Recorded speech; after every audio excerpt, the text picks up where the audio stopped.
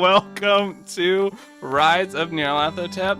I do hope you enjoyed a little bit of singing. That's what we bring to the table. Whoa, wait, something's wrong. Oh, I'm Ian.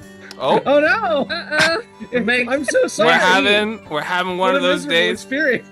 Hey guys, ST3v3 here. I have to get rid of ST3. Like, I'm not that hot, Sorry. I'll take the credit. I talked to my family today on the phone for the first time in so long, and this is what it did to me. So ignore those family phone calls, everyone. Hey, we just got some inspiration. Yay, thank you. Would like to rage? Thank you. So let's go ahead, go around the table, introduce ourselves. I will be your GM for the evening. My name is Lucas. My pronouns are he, him. Let's go over to Ian. Hi, everybody. My name is Ian. My pronouns are he, they. I have stomach problems, but I will be playing several characters, including my regular D&D character, Weary, pronouns they, them, artificer, tiefling, currently walking around the gardens with their ex-boyfriend. It's messy, I know. And then I'm also playing Drink Fosty, who is a well-to-do bird person with a fancy little crest, and they look like a cardinal. And his pronouns are he, him, and he's busy trying to keep the whole family from imploding on itself. I also occasionally play Paloma, who is a bird parasite attached to somebody's head, Ratatouille style. There's not really much more to go off of besides that, so I sometimes play that character. So I'm really pulling triple duty today. And Meg. Hey, I'm Meg. I am playing our favorite socially anxious godling druid, Alora, who is currently a parent and losing her child everywhere. Bradley. I am also playing our countess, or our count, Eliandra Swan, who is a trumpeter swan, hence the eyeliner and not nearly as dramatic eyeshadow today, because there was a screenshot that went around and I looked ridiculous. So I'm just sticking with this today. I don't have any stomach issues, but I am jobless, so there's that. Oof. This is my job now. And Jess. Hi there, I'm Jess. My pronouns are she, her. I will be playing Glyph, the Automata Rogue. Their pronouns are they, them. They're having a time. I think everyone's having a time. I will also be playing Lady Atwilia Thistlewhistle, whose pronouns are she, her, and she is a little yellow nuthatch and is just here to have a nice time, and everyone's all schemy and awful, and she doesn't even know, so that's what's going on. And Eve. Hello, I am Eve. I know it might be hard to recognize me due to my lack of hair, but if you think way back in the day to like episode 1, I was next to bald. So just pretend like I time traveled. And I am playing TK-37, the telekinetic goblin super soldier, as well as Dewada Didgeridoo, the loggerhead shrike socialite. And all of us are gals, dames, broads, if you will. And Jason. Hey, I'm Jason, and I'm playing Kratoq, the simply superb Lumerian bard, as well as Rip Talon, the unfeathered. I don't know what to call him. He's a badass. He's an Earl equivalent, but he takes no title.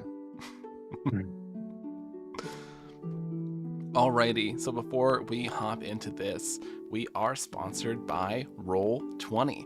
Head on over to Roll20, start your free game today. They have all sorts of modules on there. Don't want to write up an adventure? Don't want to deal with making up a campaign?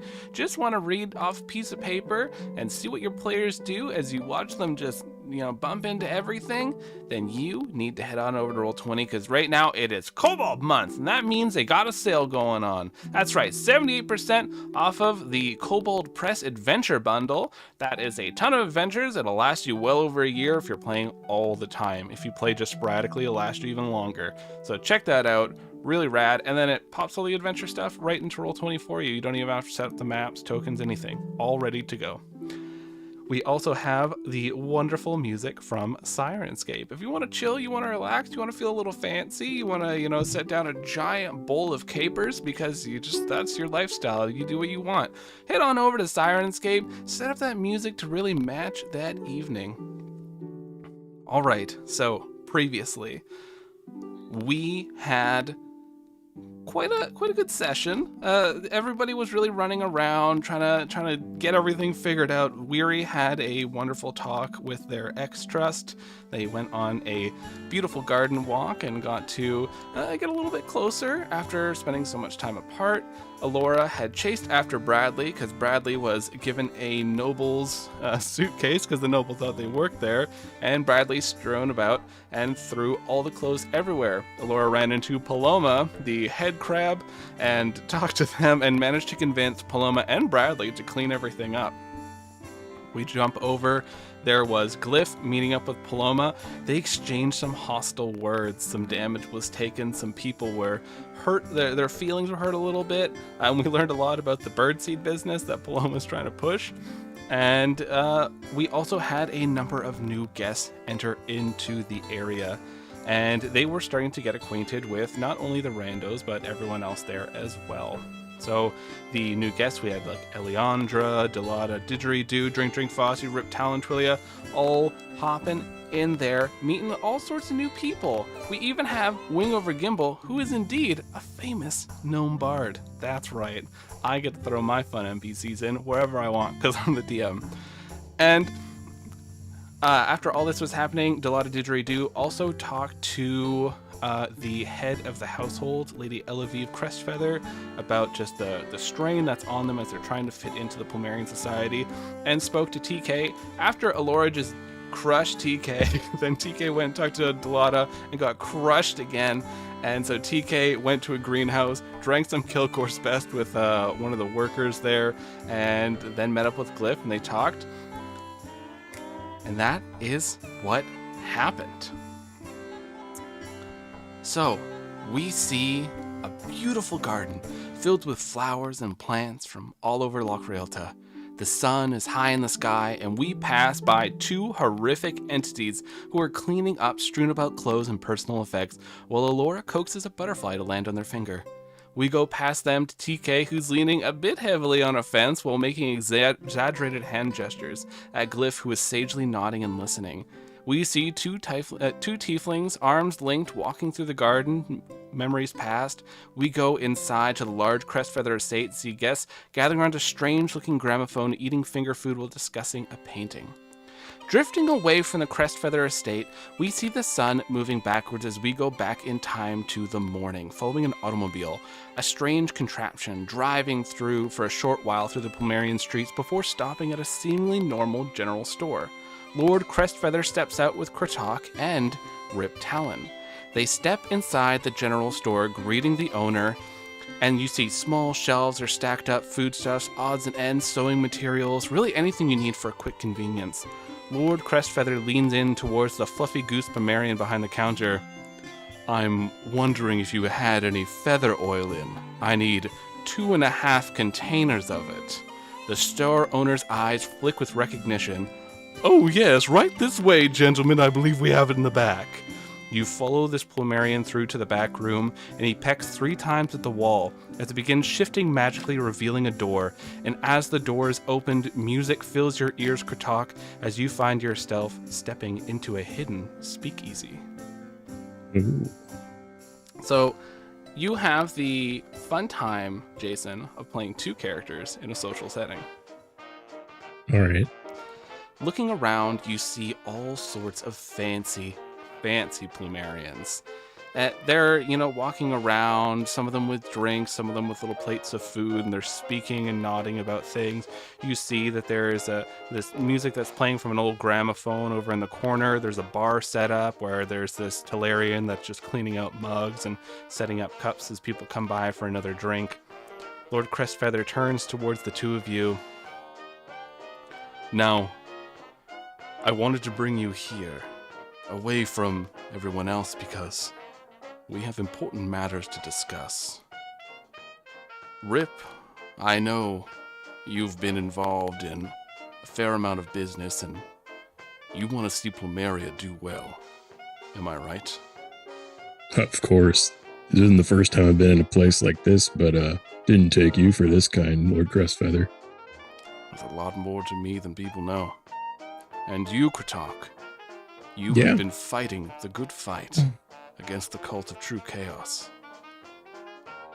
Well, yeah. I guess we can stop and talk some business, though. I'm sure it won't hurt anything in my little mission there. I would like to formally invite you two to a group that's been working to keep Plumeria safe for generations. I'd like to invite you all to the Semi-Plume. And all the other bird folk stop and they turn towards the two of you, and they all raise their glasses as though expecting that you two would show up and this was going to happen. Lord Crestfeather takes out 2 silver feathers, and they're gilded along one side, and they have a little emerald that's set near the base where the quill is, and hands it to each of you. With this, you'll be able to access the Semi-Plume's resources here in Plumeria. We have different places set up all throughout the different cities. We're always watching out for our home. And the Cult of True Chaos has decided that they wish to destroy it. We will not stand for this. So what is this? Is it like a badge, or do I just write whatever I need? Think of it as a badge of sorts, yes. You can keep it wherever on your person, but don't let others have it. If they have it, they could go places that they shouldn't. Got it. And then you see Rip just stores this pen unbelievably deep inside like a breast pocket. It just disappears. Well, can I get you two gentlemen a drink in the meantime? Oh, of course. I'm right on. Actually, I'll get you a running to the bar. Kratoq's demons. Kratoq, you go and hastily make it up to the bar, and they get you drinks free of charge. They pour them out for you. Hey, this is my kind of place too. So, I wish to speak with you two about some matters, and a few others join you at a table as they sit down. They introduce these different Plumerian lords, and you, Kratoq, are just kind of overwhelmed. There's a lot of faces and names here as you're looking around. People that are involved in politics, strong political families, even some entertainers that have made it really big, have made it into this society. And Lord Crestfeather sits down and looks towards each of you. The Cult of True Chaos has been making a great many advances on the forests of the Eastern Tendril. Now, I think it's safe to say, Kratoq, you are already aware of the masks and how they are gotten. Yeah, you bet. So is that what we're figuring out a plan of action here? Yes. There was an undead demigod that was raging throughout the forest, but a strange creature managed to take it out. It was an automata with a blade made of light. Now, I've heard tale. Is it true that your party travels with the Dark Blade?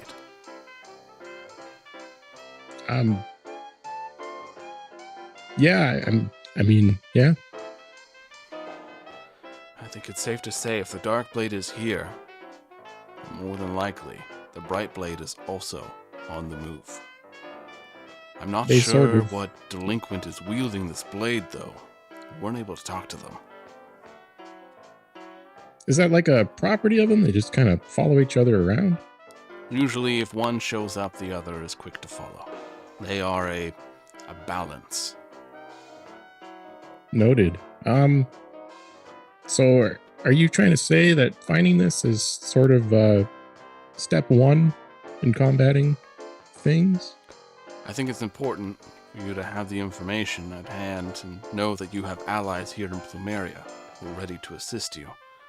From what we can gather, the Bright Blade may very well still be here in Plumeria. We don't know how it's traveling, but we do know the cult is on the move.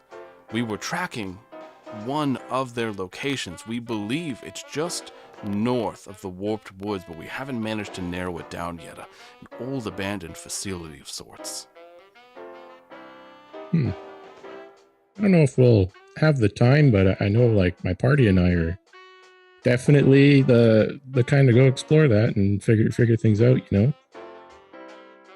It's wonderful to hear, Kratoq. The great steps that your group has made. It makes me worried that the cult has infiltrated levels of the world government. The 20, as you know, the 20 different nations, they came together. This talk of a world-ending event with these masks has come up, and well, after the issues of Greenest, there was talk that perhaps your group was somehow involved in perpetuating this. But we don't believe so. Yeah. Kratoq just kind of shrugs. They, while people are drinking, some more drinks are brought by and stuff like that. A number of wanted posters are set down on the table, and they look ridiculous. They are nowhere near close to the group. You see the one, Kratoq is a Flamingo Plumerian. Not nowhere near what you look like at all. Now, we managed to infiltrate the different groups that were trying to hunt after you, and we circulated these wanted posters. It should take some of the heat off your back. But do understand that though you're safe here in Plumeria and safe with the wardens, other groups may still be looking for you. Right, okay, I'll keep my head on a swivel, you know? Is there any questions you had at all, Kratoq? Maybe there's information we have that could help you in your hunt for this cult of true chaos. You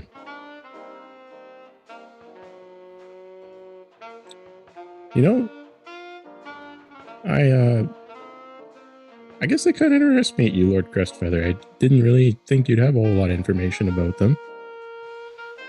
My family is one of the head families in Plumeria. We've been the ones to really push to have Plumeria associate with the outside world, to integrate. And I feel like, as a result, if I'm going to be pushing for Plumeria to be ready and accepting, then I need to know the dangers that are also out there. Right, of course. Do you know all the mask locations? We know there is a banded metal one. It's been seen all over, though. It is likely that the person who has it has access to great and powerful magic. Now, the masks that you've taken care of, which ones were those? I honestly forget. You know, the cybernetic one is one, and I believe, what was the one that Resmir had? Was it the stone It was one? the wooden one. The wooden one, right. Was it? I know Was it because the I stone blew. one? Yeah. No, it was the stone wooden one. one. I sliced it in half. No, no. because the magic we lady blew it is the up. wooden one. Oh, Right. you mean the magic lady troll that has hurt? the wooden one. Mm, Okay. No, I thought you had the eyeball one. No, the eyeball No, one. the evil scientist has the eyeball.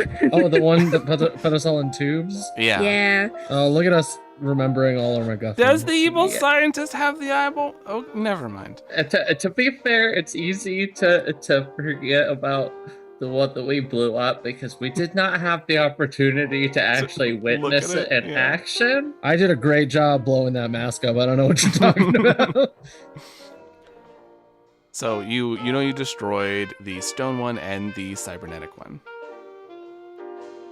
Well, we've destroyed a couple of them now. There's one that was like a rock, and one that's kind of all technology-y. All right, perfect. We believe those belong to there's a demigod of the moon, which seemingly has been restored. The other undead raging one, the stone one, was a spider, and it was affecting areas around here as well. And that was one that few witnessed this automata with this bright blade. We do know of these undead demigods that are raging about. There is one that is made of metal. It is in the desert. There is another one that is in a great library. And that one we know that it's in North Harbor. The other, we're still uncertain. It hasn't been seen for some time. But the masks themselves, it's anyone's guess. No one's seen the Mask of Many Eyes. No one has seen the banded metal mask in one location for too long. And the wooden one, it was spotted in the Arcanium, but hasn't been seen since. All right. I guess, like, what is your overall strategic plan in dealing with them? I guess, at the very least, keeping Plumeria safe right now.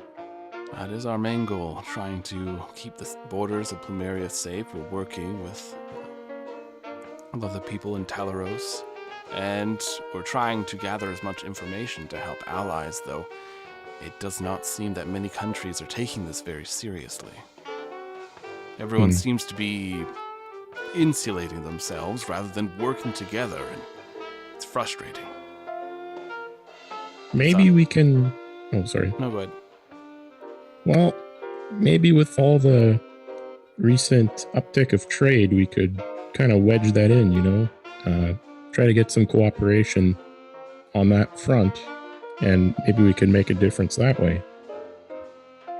Yes, I'll speak with the Divine Voice. Maybe there are some contacts in the deep, maybe Mons Regnum, the Crystal Halls. These are places. Stoneholm is another. I'll see what we can do about that. Try to forge some more connections on this matter.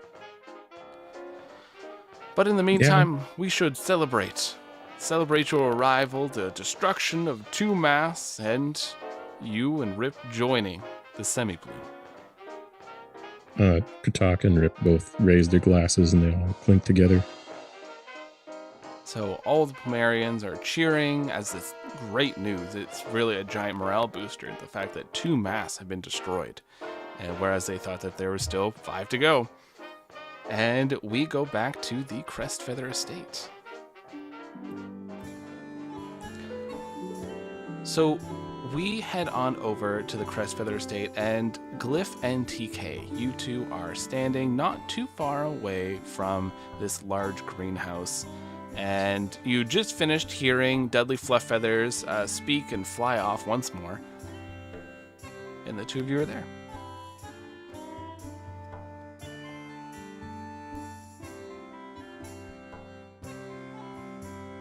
Suppose that could be considered poetry. I'm not sure. I liked it. I thought that was a fun story.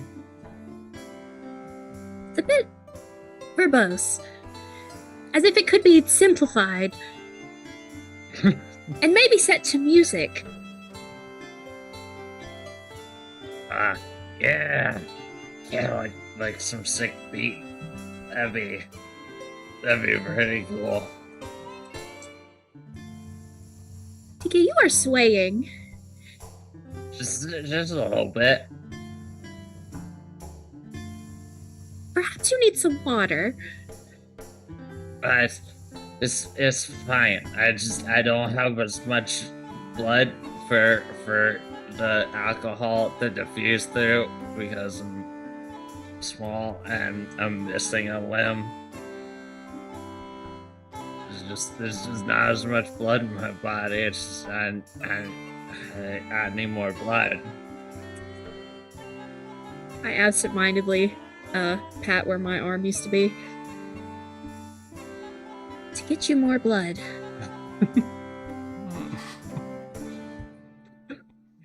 Unsuspecting person walks by and Glyph's drawing a knife. God, I just have way more blood than I need today. Just I have really too full much of blood. So much. Like, you know that Swelling. scene in X2 where the guy has too much iron in his blood? That's me with just blood. Well, if somebody could just punch a small hole in me, it would just explode out. Oh, to be unburdened of the blood that I have in my body. What a day that would be. Everyone knows I'm a reverse vampire. I have to give blood. Weary pops out of the bushes. My I God. want to donate blood.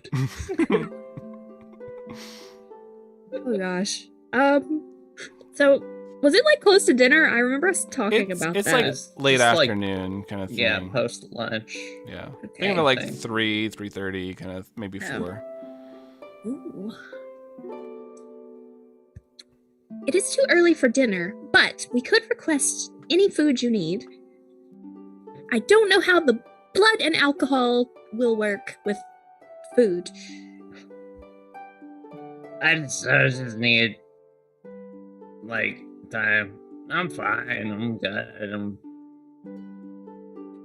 good. I'm totally even, and I'm happy to be here. And I don't completely hate this place. Yeah, everything's okay, Glyph. Everything's okay. I am very glad to hear that, TK. I was concerned. You seemed distant. No. Nobody needs to be worried about me. I'm okay. I'm not just racked with guilt and miserable and feeling disgusted with myself about how many people I murder all the time. Because I'm good, I'm fine. Everything's okay. I kind of file all that away. You know, I'm not sure if it's funny or what exactly it was, but when we first arrived in the Croken Valley and you left for a day, I was worried. I was worried about you, which is humorous because you're you. You don't need. You were fine, obviously, but I don't know. I was worried about where you were. Man, I did get kidnapped by frogs and be a god for a little bit, and then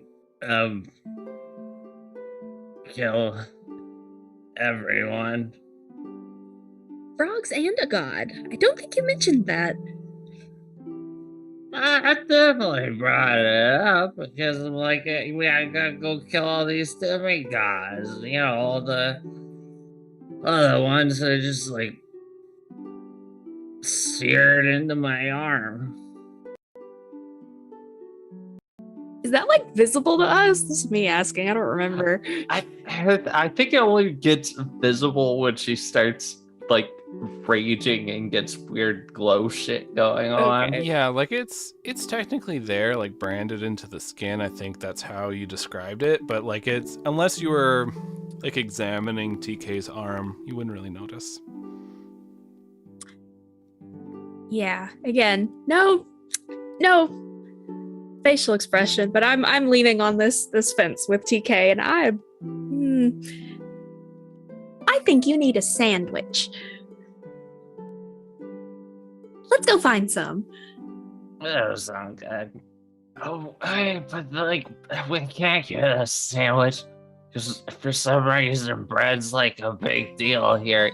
You know, you could just like make bread. Peculiar. That's I don't weird, quite right? understand. That's very why. weird. Have you ever seen Kratoq eat bread? I don't. Maybe I have. I just didn't think much of it because, like, I see people eat bread, and it's just like that's a very normal thing. Bread's like a staple food. It's like a default food. It's an accessory to food. You don't really like think, oh wow, this guy's eating bread.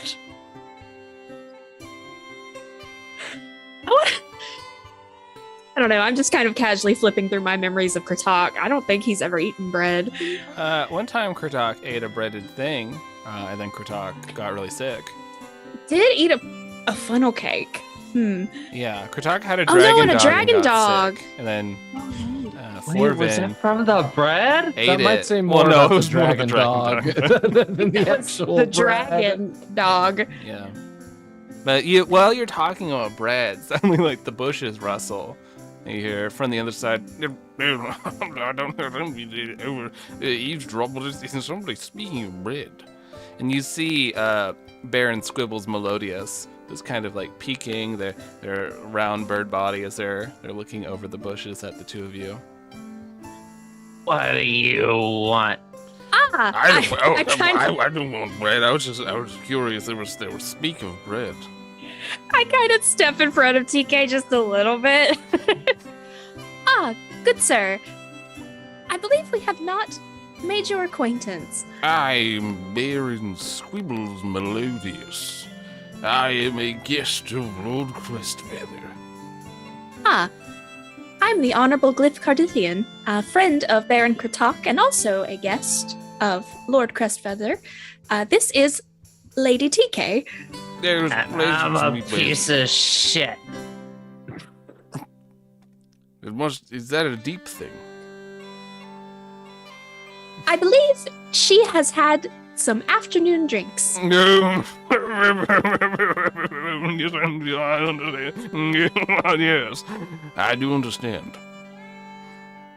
I believe you should get yourself some water, or if you really must, if you're thinking to yourself, oh, perhaps I've had a little too much drink, and I want the party to keep going. Well, I do have a little flask on me.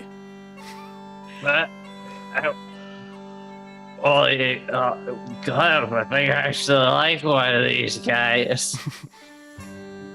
Yes, a lot of the people that are a bit stiff around here, and obviously I find that I have to have a little bit of the berry wine to kind of move things along, because some people just don't stop talking, right? They're just always going on and on and on, and then I'm thinking to myself, why did I even bother showing up here? But I do miss my friends, so I do like to come on by, and oh yes, the flask, yes. Yeah, I'm just picturing this entire time that he's talking, he's Every just waving time, his yeah. arm around and just getting it vaguely close to DK. Is this the man?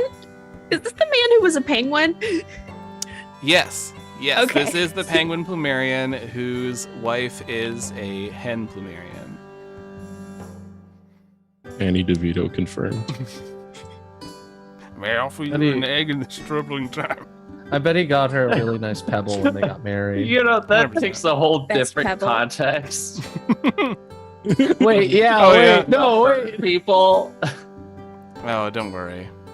It's okay. It's just a lizard egg. Lizard eggs. It's fine. The soft. It's bug eggs. It's fine. Yeah, He's so a child. they hand you over this flask, and they're sort of walking with you as you're starting to head towards the house, and they're going on and on about how they don't get it out enough, and then usually there's a bit of a homebody as we're leaving the three of you, and we head on over to Alora. So Alora, Paloma has horrifically left, but did help fold all the clothes in a frighteningly efficient manner. And there was a lot of creaking and snapping as it went along, but it got done. And Paloma made their way, and now it's just you and Bradley with this zipped up case. Okay, Bradley, now I know that I promised that you would get to go to the lake, but we do need to take this briefcase back to the person who gave it to you. Yeah, they're actually kind of fun. They kept saying things like, oh yes, oh, and they just kept stumbling, and I don't even think they got a sentence out. It was alright.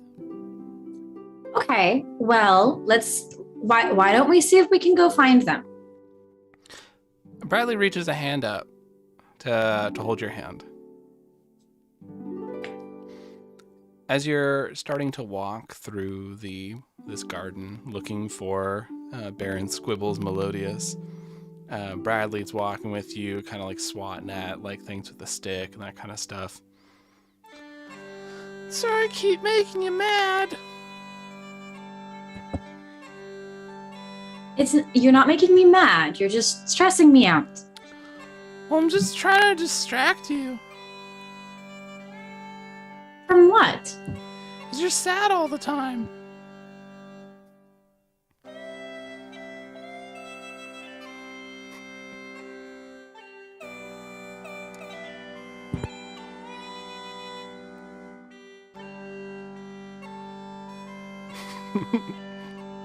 You're muted. Stupid buttons. Well, that happens sometimes, Bradley, but it's okay. The important thing is that we acknowledge our feelings and we process them, and then we move on. Yeah, the feelings are there, I guess, but like, I don't know, I don't like it. I don't like seeing you sad, so just doing things, and you're chasing me, and then you're not sad. And then I wrecked Lord Kyle's room, and you were laughing, so I think that was good.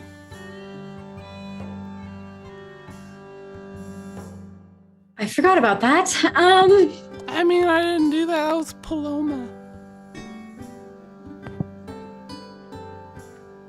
Both are incredibly likely, so I really can't get mad at you. Well, just telling you not to do something silly is like telling TK not to blow something up. Just be careful. I know being around all the grown-ups is not fun, but I'd rather you not get into trouble while we're here. Or, well, anywhere, honestly. But just be careful. Can we blow something up? If we have to. This Bradley is like in a chipper mood. The prospects of an explosion, possible fire, and you two are going through the way, and you do run into TK and the Baron as well as Glyph. Oh, hello everyone. TK. Is that my bag?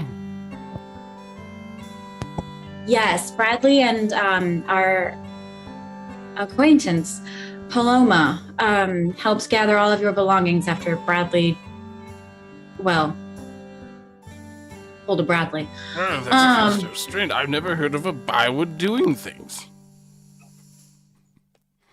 It was an interesting arrangement.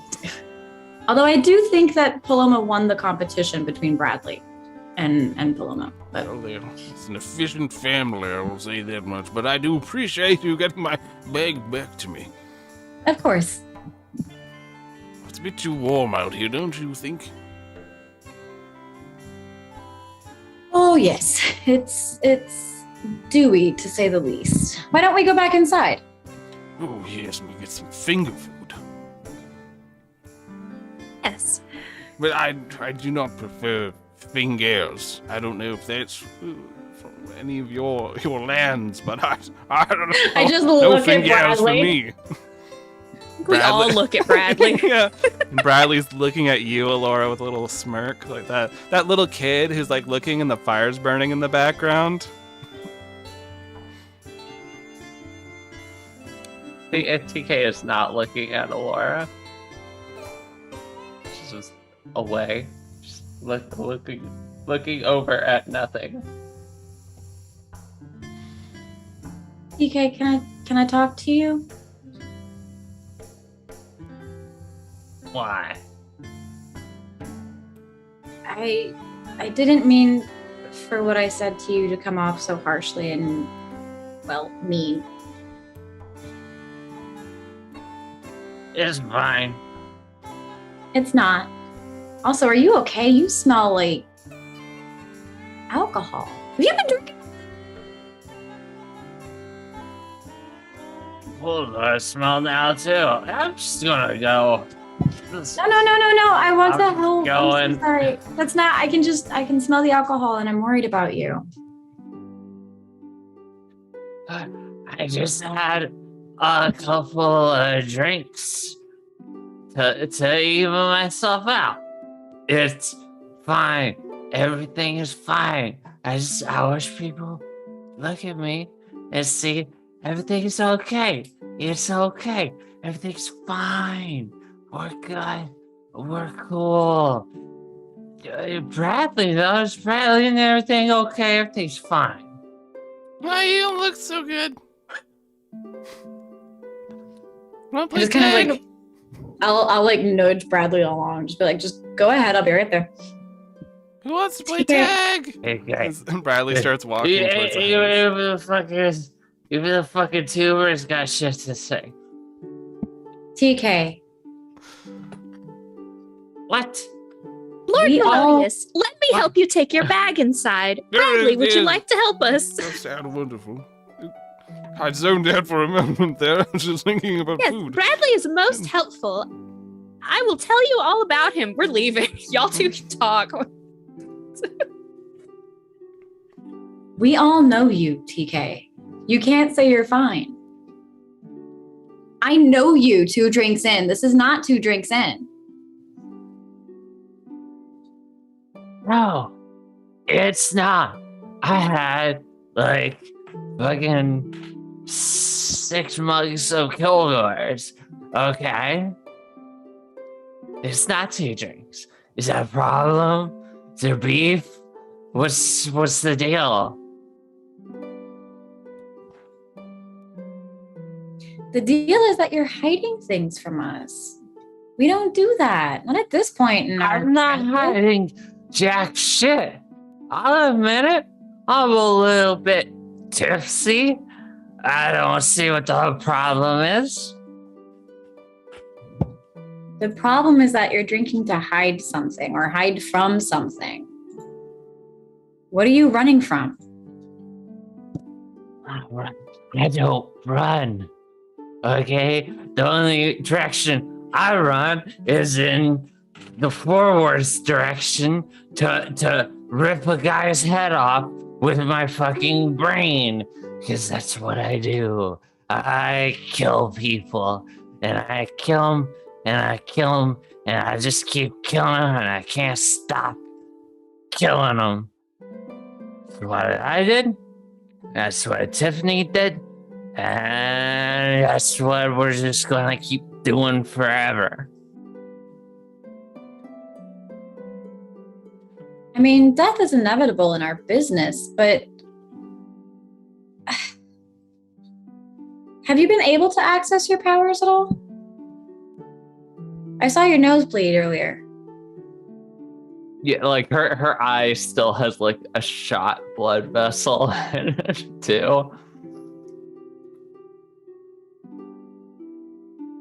Maybe.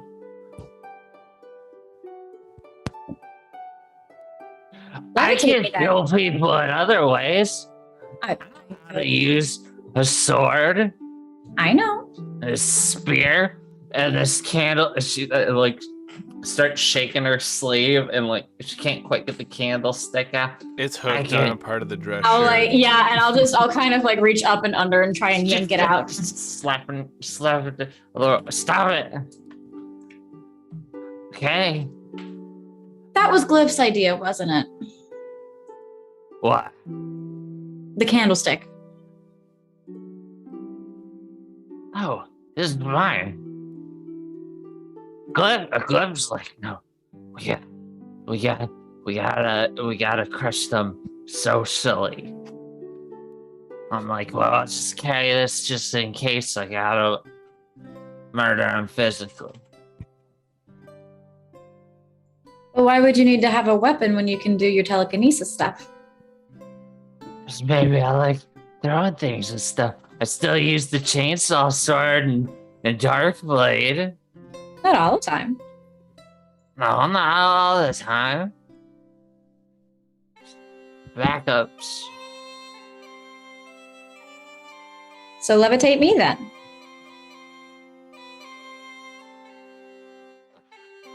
I believe in you. What are you trying to prove, Laura? What are you trying to prove? Huh? The fact that You got fucking beef You can fucking you sit there and you treat me like some fucking hideous monster, and now you go fucking sit here and try to make me prove some shit. I ain't got nothing to fucking prove, okay? I ain't got jack shit to prove. You can't. You don't control me. You're not my boss. I'm gone. Go back to the room. I'm not a small disabled boy. Allura, I never she's said you stopping- were. She's stopping away. Allura, you look and throwing you her arms see up in the there's air. a number of people that are watching from afar, some from a balcony. I had been trying to come back, and I have a tray, and I'm like, they had corn muffins. I think for this, TK, I'm gonna say that just from the rough whole day of everything that's been going on, I think you'll lose the goodwill as you're just kind of like losing a little bit. I'll take it.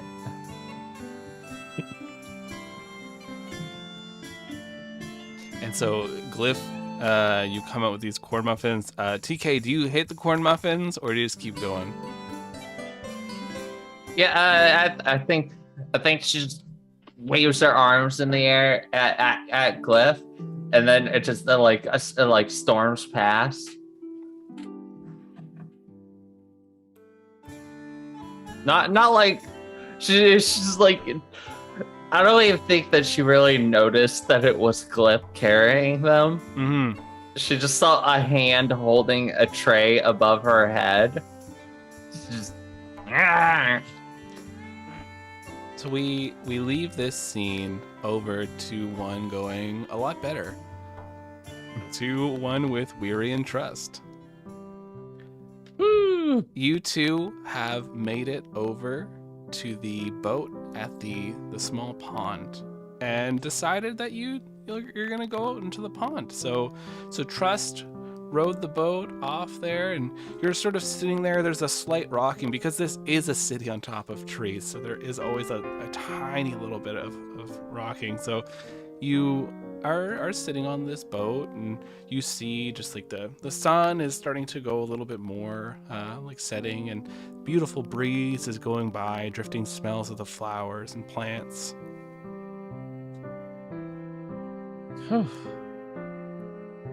We really don't get locales like this back in Sekathet.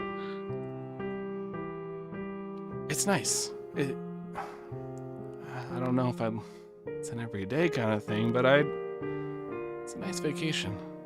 Oh, compared to the Warped Woods and the Arcanium and the far reaches of the far realm, this is the best place I've been since home.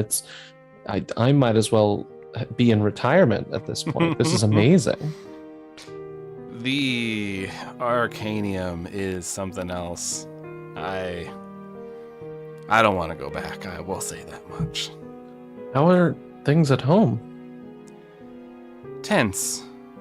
There's a lot of tension. What happened?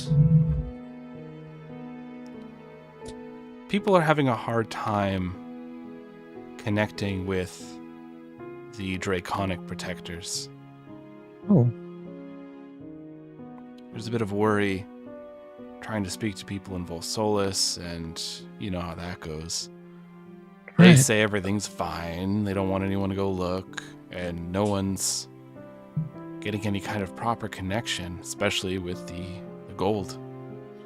Oh, wish I could do more. At least, I don't really know if I'm ready to go back home, but I might be able to do something if I do.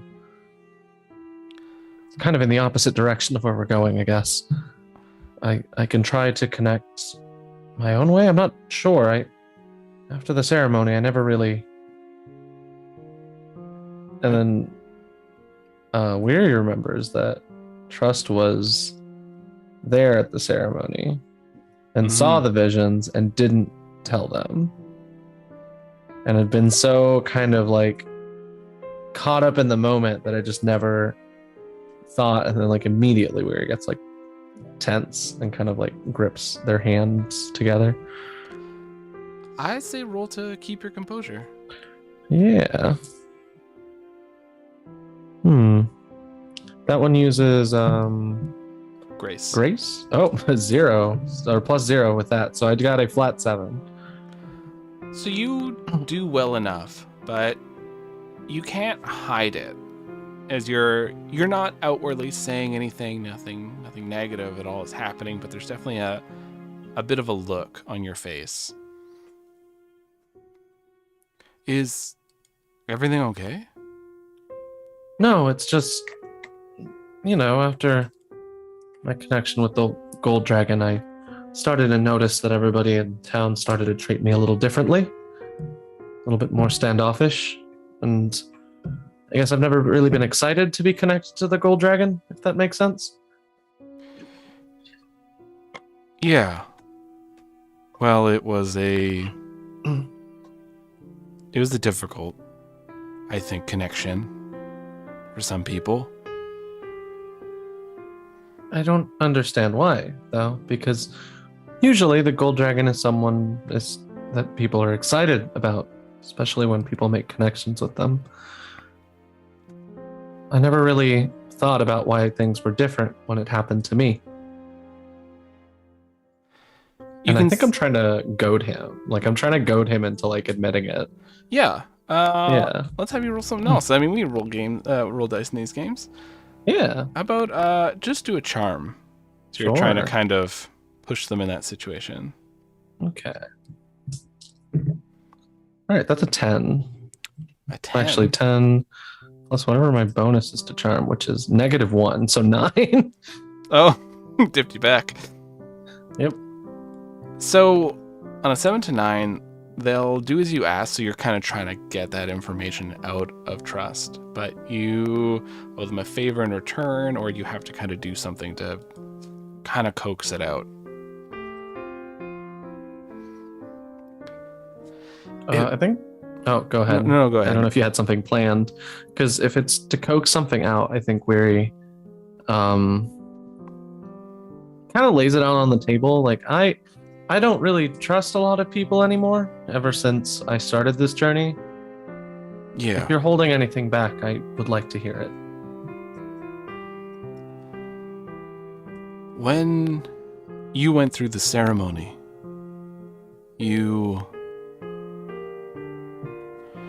your story, your future or possible future,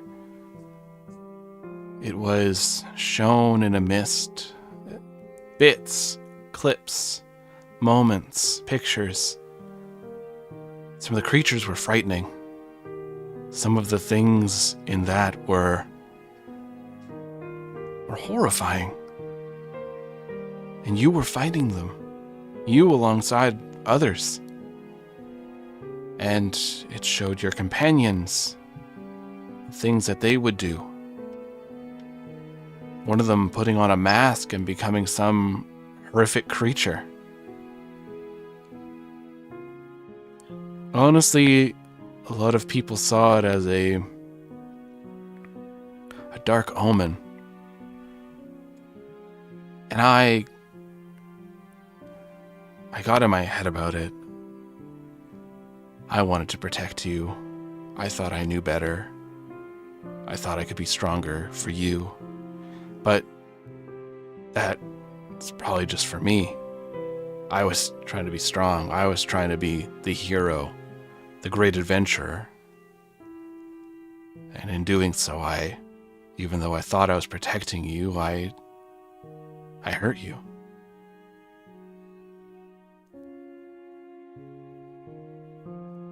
I'm sorry, Weary. Right. No, it makes sense.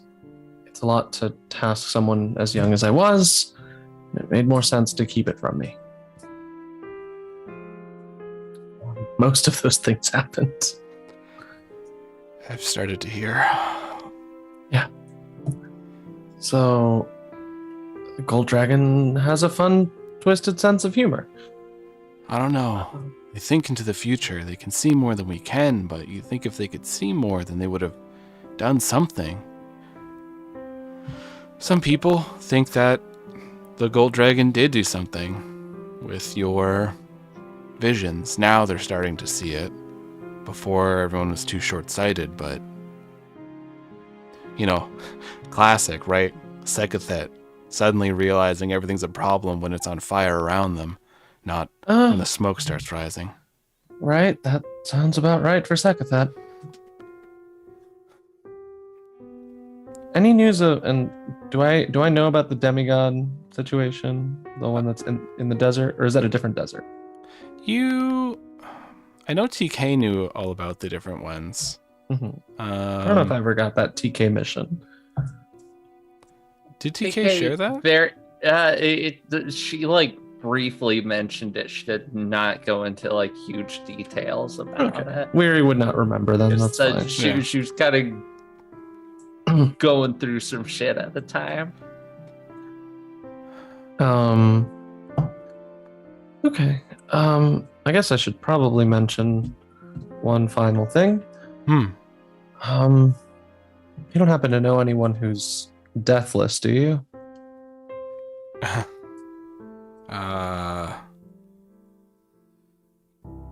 probably a lot of people in the Arcanium who figured something out, honestly. I'm not too certain on that. Okay, I was just hoping that you weren't going to tell me that you were immortal and that the demigod of death had a sick sense of humor. Oh, no. I almost died a few times. It's frightening, honestly. And I point at the horn. No. When I went to see you, I saw that your horn was broken. And your teacher was there. Mm-hmm. And I know I should have probably asked, but I went through and I did the ritual of transfer, and I took one of mine and combined it with ruby as match my skin tone, and we had it set up for you. I know you were always so proud of the way your horns looked, and I always knew one of mine was going to get broken in a dumb fight anyways, so, I mean, if I could do that for you, then... Wow, okay. You're so dumb, that's why I love you. What? You bound a horn to me as a show and gesture of caring for me while I was unconscious after an entire town got wiped off the map, and then you disappeared and thought, that'll be fine. I went out for a patrol for half a day. Yeah, and then I found out that magic might be compromised. Yeah, we in the Order found that out as well. It's not all of magic, but there's definitely someone near the top. It's all good. They've been making big moves, gathering up people, but I don't know. It all just feels like so much. It's so much at every moment. And what are we supposed to do? This is the story for heroes, and we're caught up in everything. Well, I'm not ending this fight until I stop moving. I don't think any of the people that I'm with will either. And as much as I'd like to quit and retire with you, I don't really think I can. I know. You never could just quit something you started. I quit you, but that was really spiteful and mean. You did just say you love me, so I don't know. Oh, I don't like that you're turning this on me. That's not fair at all. Okay. I just heard it. And you're never going to unhear it. Don't die, okay? I love you too, Weary. Yeah, You too. And we slowly leave these two tieflings who are on this boat. We go back to the main house.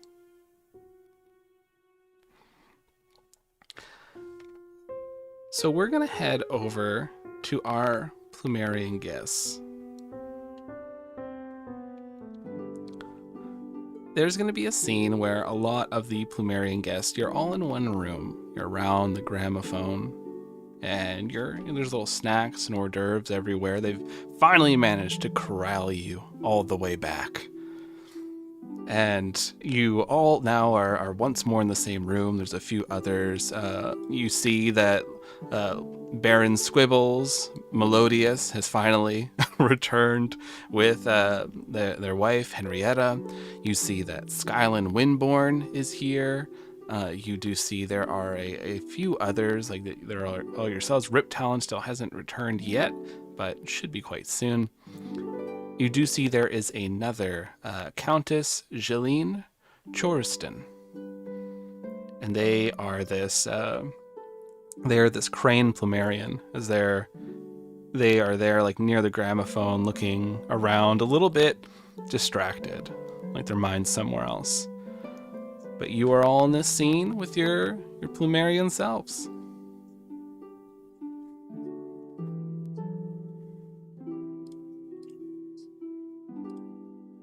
Her name was Countess Jeline? Jeline. Jeline. Yeah. Okay. It's Quebecois. Jaylene. Okay. Hello there, Countess Jaylene. Jaylene. To be confused with Countess Jolene, which the song is about. What about Jillian? It's Julian with a U. Just get all the vowels. Yeah, Twillia, who's kind of fluttering around and being social. I see Lady Jeline, kind of alone. And I flutter over in my bridles and my bows. Lady Jeline! Twillia. You're So always nice to see you. everywhere, aren't you? It's so nice to see you as well. I don't think I've seen you since the spring social. Oh, that was a fun time. Yes, I was on a vacation. I was visiting some relatives who are staying in Talaros. It was a lovely time there. Very, very strict people compared to Plumeria, but it was nonetheless quite enjoyable. Very serious, very stern, but very kind in their way. I see you here by the gramophone. Are you enjoying this song? It is such a classic. Oh, yes. Let's see here. Let me just hit it so that it sounds like a gramophone. There we go. That's better. Jeez. It just like kind of hits it with a wing, and then it starts like sparking up again. Yes, Yeah, I do enjoy this music. Yeah, I want to see if I can see what's her deal, what's going on. So I'm going to roll. I'm going to try to study the situation. And let me see. It's wit. Mm-hmm. Wit. Okay, I'm pretty good at that. That's an 8. So you get to ask one of the questions off the list. Yeah. Would you like- Place. Yeah. What is she hiding? What's going on? So you've noticed that you've been here, you've kind of wandered everywhere. You are Twillia Thistlewhistle. You are everywhere and anywhere, so you are seeing what everyone's up to. You're almost like a journalist at this point. And you did notice that Countess Jeline is not really talking to many people. They look a little forlorn. They glance out at windows a lot, sort of just looking at the sky. And it doesn't seem to be like a grieving of any sort. It's like a grief. It just seems like they wish they were somewhere else. Ah. Okay. I noticed all that. What was her last name? Jeline Choruston. So Choruston. Okay, I assume, remember being that I any am of a these thistle names. whistle, Charuston. Being that I'm a thistle whistle, I have definitely been to a ball at everyone's house, Mm-hmm. at least once. So I will say, oh well, you know, they are playing these classic tunes, but I do remember the wonderful soiree you held at your own manor. Oh, what, a handful of years ago? That was so delightful, that live band. Oh, with 4 harpists. Oh, just the cadence of it. I still remember. Yes, they were quite amazing.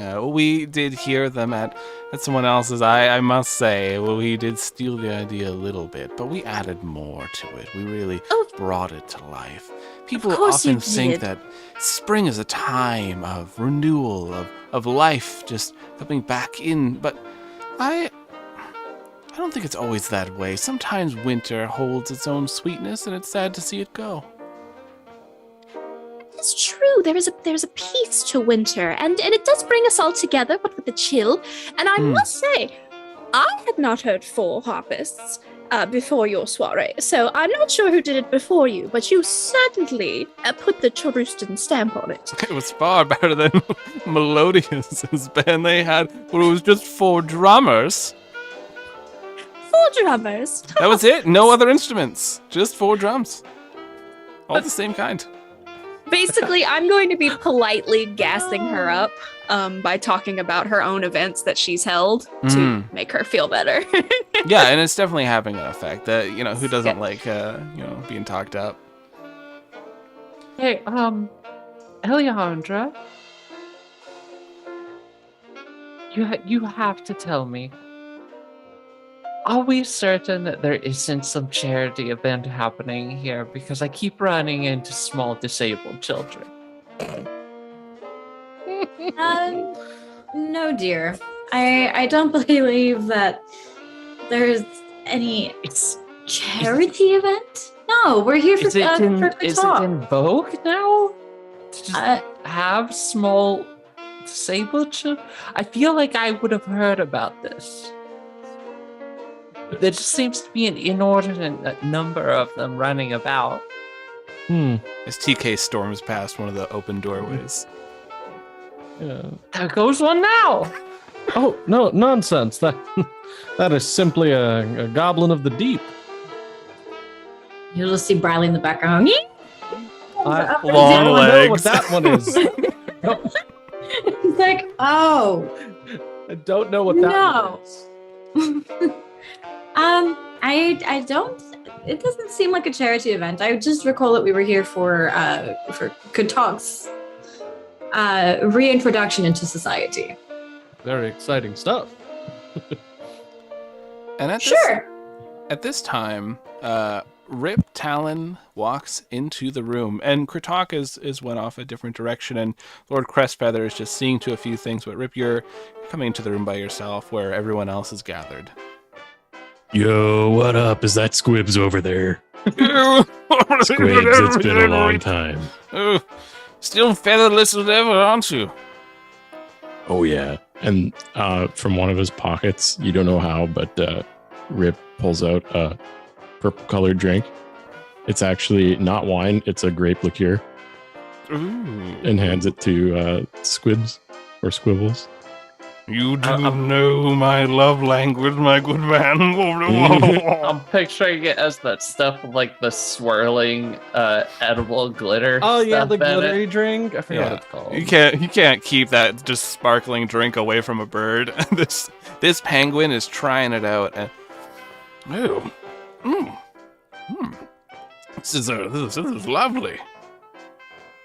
Oh, it's a special one. But you know, I got to keep it moving, Squibs. You take that one slowly. Eh? Well, no, but all right, have a good one. And they'd start like drinking it. And Rip makes his way over to like the other bird guests. He's like, Delata, Alejandra, drink. I got some for you too. And he pulls out 3 more of those. Oh, it's quite the party.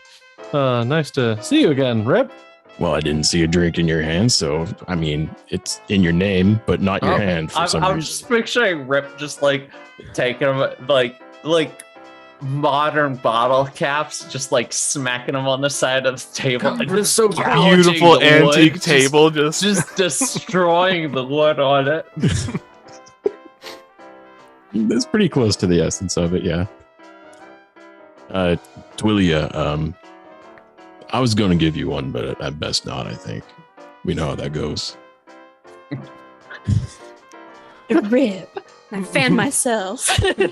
few others were like, My goodness. It's a bit early in the day. Still, it's not even dinner time yet. Well, I mean, you gotta get ready for dinner, and there's only one way to do that, right? I'm changing your coat. Have a nice nap beforehand. I guess we all got our own ways, but this is mine. Oh. alright. Delana leans over to Eliandra and just says, "I sharpen my talons."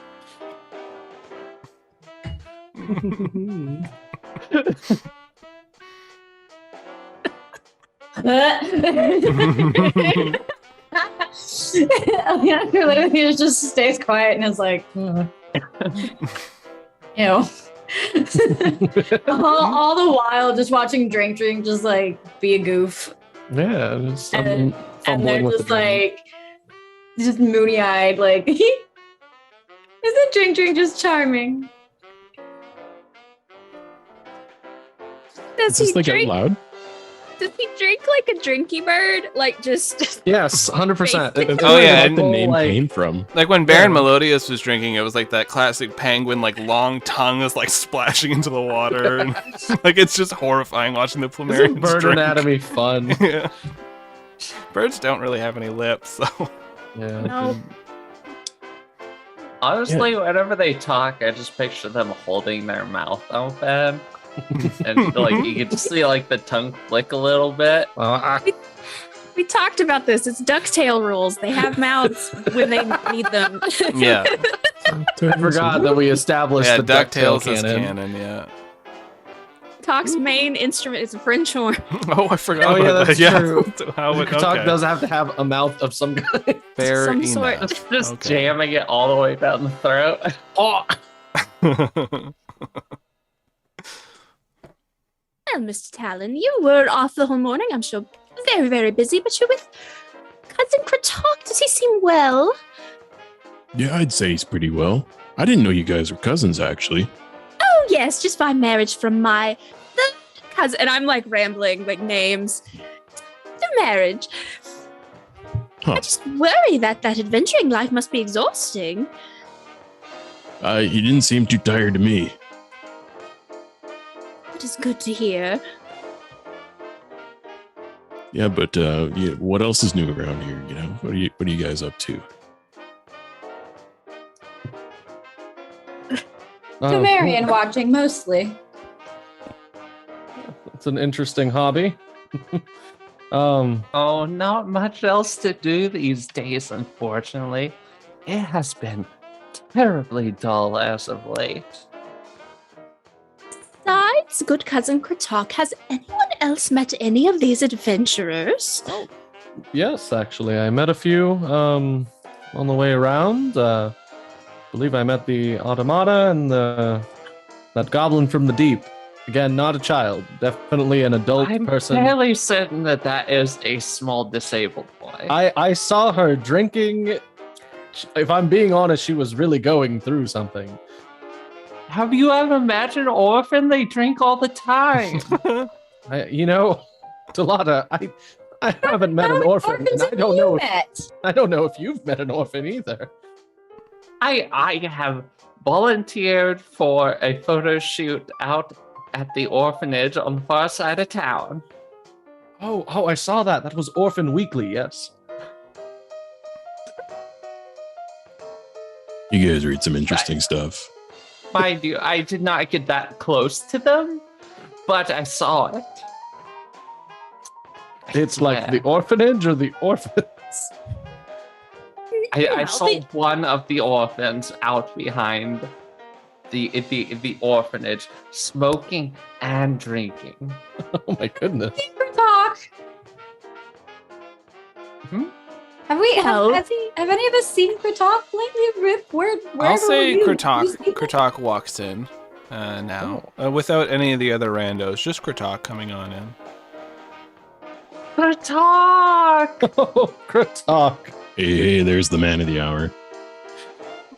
Real quick, I would like to point out, Kratoq and Delata have met before, but and as far as you do, they were roughly the same age. She does not look like she's aged a day at all. So Kratoq walks up. He's like, "Oh, hello. I was just talking to you, Rip. We went out for a bit. And the Lotta. Wow, it's been years. You haven't aged a day. Oh, well, thank you very much. Oh, Twillia, cousin Twillia. Cousin Kratoq. And I'm just lit up, and I do the like Kratoq cheek like beat wipes kiss. his brow because there are so many Thistle Whistle cousins. He wasn't sure that was the right one. Yes. Let's throw a dart. Nailed it. Yeah. You did throw it. And Cousin Kratoq, it's been ages. We've been so worried about you out there in the wilds adventuring. We're so glad you're back home in Plumeria. I have your wing now. It's just a good day's work out there. It's nothing too crazy. You should try it sometime. Oh, I don't know if I could. Ooh, it's about the danger. And Kratoq looks at Eliandra and he says, I'm not sure. Have I met you before? No, as a matter of fact, you haven't, but I have heard plenty about you. I'm Eliandra Swan. Kratoq sticks out a wing and says, pleasure to meet you, Kratoq. You're as charming as they've said you've been. Well, I don't get that very often, so thanks. Oh, I didn't realize you weren't a charmer. Drink, Frosty. Nice to meet you. All right, drink. Did I not I know you drink. What am I doing here? I think I've had a few too many drinks, if you know what I'm saying. The name writes so many jokes. It's great. Well, I must say, Kratoq, the adventuring life wears itself well on you. Well, thank you. I would say she's standing kind of close. Kratoq gets real awkward, and he's like, I would say the Plumerian life is working for you. No need to be so sweet.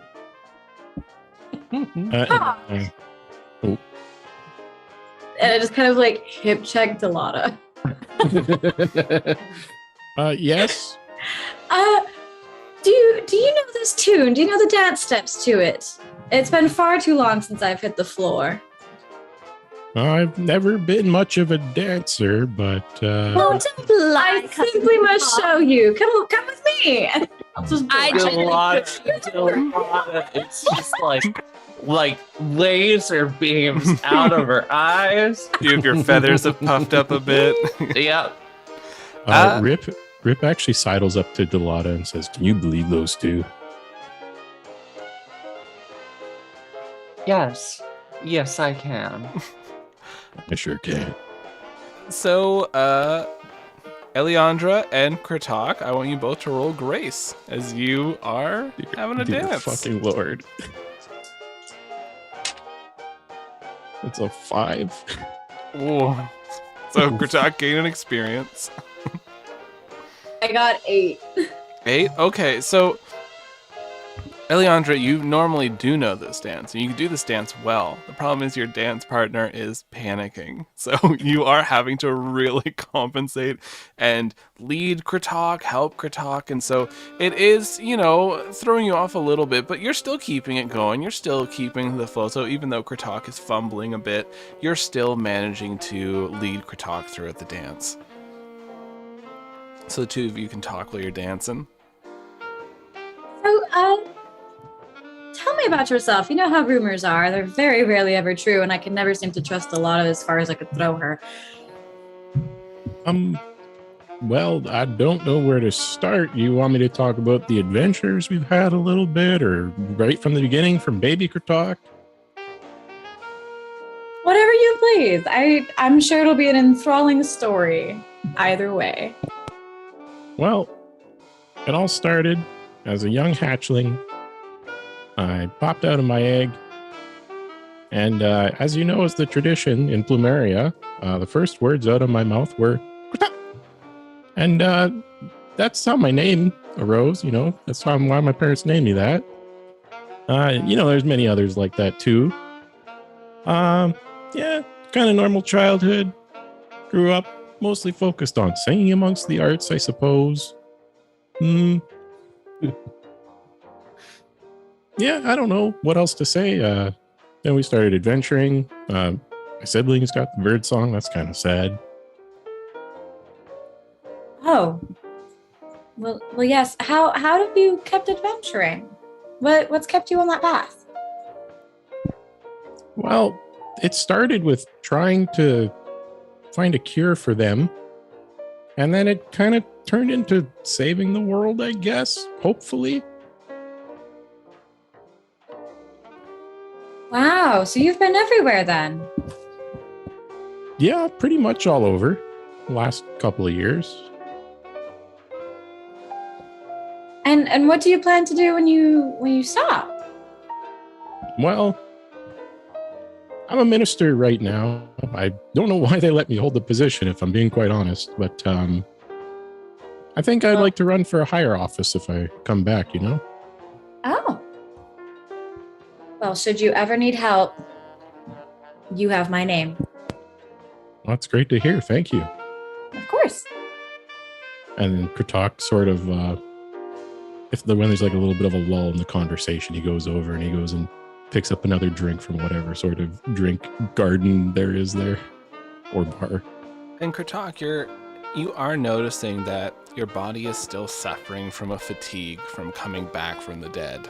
Your hands are shaky, your legs are a little shaky still, as you're trying to kind of compose yourself and hide it, but you are definitely still feeling a bit of that sort of effects of, rising up from the grave. There is no mum's spaghetti though to be in sight.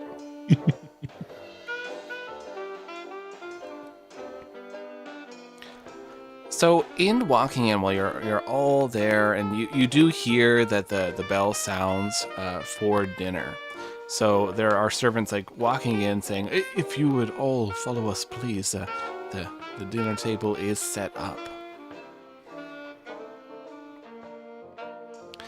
You are all led in to the table. There's so many chairs and everything laid out.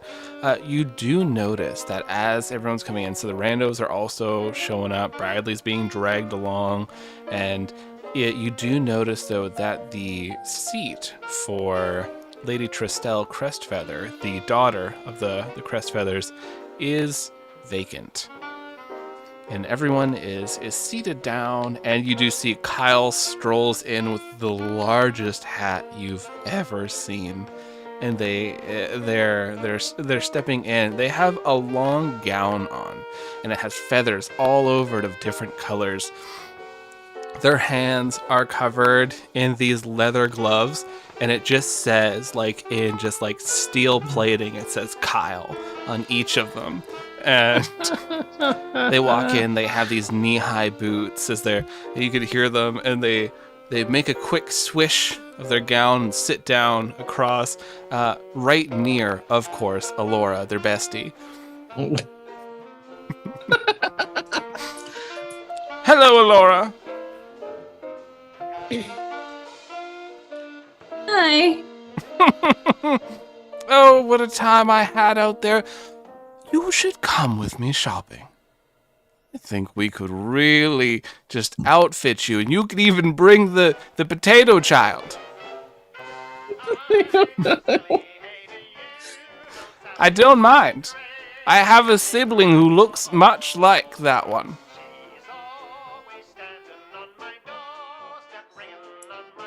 Where Glyph in this seating arrangement. You're sat near TK to help. TK is not here. Oh, She so has not responded to the bell. She's mad at me. So you're sitting then near an empty chair because TK was also seated near Alora. So it is an empty chair between you and Alora. Oh no. I'm so far away. Well, to tell you the truth, Lord Kyle, I am not much of a what's the term? A fashionista, as it were. Okay. However, my good automata friend, and I just point at Glyph. Nope. Not interested. But don't you worry. I'm actually pretty big in the industry. A lot of people know the name Kyle. So I'll get you set up and also I'm I have filthy a package rich. full of Crocs at your door in the morning. I'm filthy rich, so don't worry about the money. I know you're an adventurer, so you spend all your money on like knives and stuff. I'm going to scoot into the empty chair that was TK's. Oh, goodness. And I say, in customer service voice number 4, oh, do be careful spending your mama's money, Kyle. I have my own money. How I'll close have is- you know, I've made a great many creations. That new plate mail, that everybody's all going, oh, it's flame repellent. Oh, it's so good when I'm dealing with monsters that breathe fire at me. Like they're all talking like foolish fools. I created a dress you could light on fire. And it was wonderful. Yes, there was 6 to 7 homes that burned down the first night, and a few more afterwards, but it was gorgeous. And then they decided, oh, you can put this same material on plate mail, so I sold the rights to that, and I made a horrible amount of money. How close is Kratoq to all this? Everyone can hear this at the table. Kratoq butts in and he's like, Kyle, I was going to ask. Speaking of fashion, I was going to ask, who are you wearing? But I think it's more of a, what are you wearing? Oh, We are entering into a precarious situation. I love the way that they characterize like events in this game. Like, it's not a fight. It's a precarious situation. Kyle, like, quickly snaps their head. You can hear a little crack as it happens. And they go, shit. Jeez. And they look at you, Kratoq, and they go, well. Isn't it the talk of the town that has decided to show their beak? What's it like, Kratoq, on your second adventure? Is it a lot more fun after you failed the first one? And they are... Ooh. Kratoq, I need you to roll to Ow. keep your composure. Oh, that's super good. Big burn. It's an 11. So you take this in stride. This it hits you still for 1 harm. So you are taking 1 off your goodwill, but it's water off your feathers. Anyone can jump in, and I know everyone's gonna dogpile Kyle because they're Kyle. So feel free. Also, the Plumerian nobles can jump in anytime it quips, but do understand that if you jump in, you are subject to get hit with Kyle's quips. Patented. Kratoq is going to bite back and he says, well, Kyle, unlike you, at least I took adventure. It's not all from my parents. Ooh, I believe that would be a scathing observation. Or it could be a clever mark, either one. Whichever you want to do. Scathing observation. Where's the modifier? So that's plus insight. Okay, that is actually a 10. All right, on a 10 plus, Kyle's getting hit hard. Yes, my mother helped me start off, but I'll have you know, I climbed that ladder. I started off with a very tiny investment of 2 million gold pieces, and I worked hard, and I didn't order takeout food every day, and I made my own name. What are you, the person who couldn't show up to work the next day? Kratoq, roll keep your composure. Ooh, I want to have That is Weary a jump in 9. after this. For sure, yeah. I expect everyone to just beat Kyle down, as it is their nature Yes. to be beaten. And then you said Paloma's not here, or is it? Paloma just, is here, 100%. Okay, Yeah. so if I need to jump in on behalf of Kyle, on the thinnest of family loyalty that exists between them. That's right. It's just more of an us versus them at this point. Like, I don't like to be beat on by the pores. Yeah. What did you get, Kratoq? That was a 9. Out of 9. Okay, so you are taking, at this point, just a 2 to your goodwill. And you see people are going like, oh my goodness. Like, everyone's tense at the table as this is happening every fucking time with Kyle. But, yeah. And you said Weary wanted to jump in? Yeah, I think Weary's feeling a little bit more confident with trust nearby. Mm-hmm. You know, I say I've had a really wonderful time here in Plumeria, and I just really wanted to tell you my condolences, Kyle.